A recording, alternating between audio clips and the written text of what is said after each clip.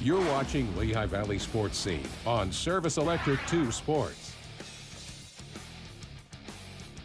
District 11 baseball playoff action gets underway today with two first-round games, both in the 4A classification. Parkland, the 4A number 2 seed, following Friday's dramatic LVIAC Championship victory over Emmaus. Green Hornets check in as the number 3 seed going into Wednesday's quarterfinals. Tom Mykrantz recaps the Parkland-Emmaus LVIAC showdown in Copley.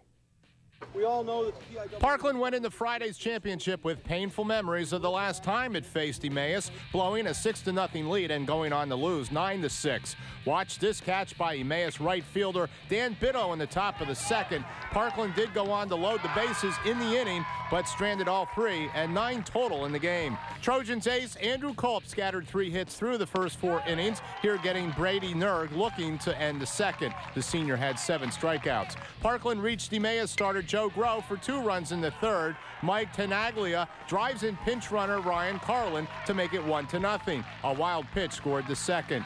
Groh settled down the next inning and struck out the side. Joe Abel goes down swinging for out number 3. But once again, the Trojans bunched together 2 runs in the 5th on an RBI single on a wild pitch. This time, Dan Clem plating Carlin.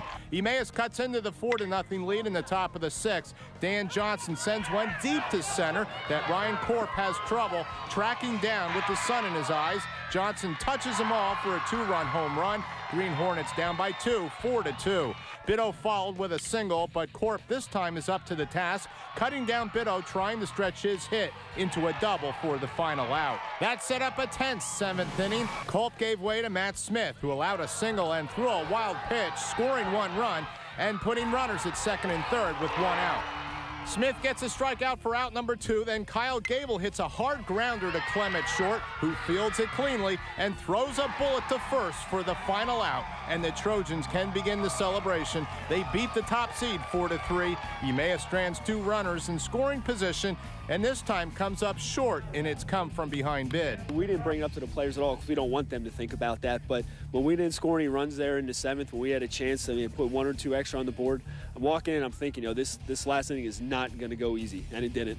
It was scary, but Danny Clem came through, Matt Smith came through, and it was big, real big.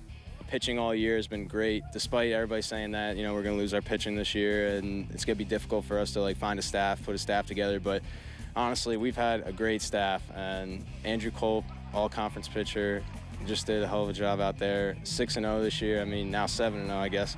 And then Squirt coming in there at the end, Matt Smith, he did a heck of a job too, I got to give credit to Parkland. The kid made a great play and won the game for him, but we made too many base running mistakes during the course of the game to win. I've been preaching it all year. We play sloppy at times. We played sloppy today, but Parkland made the plays and got the hits when they needed it. We didn't. It was great to come back and, end it like that.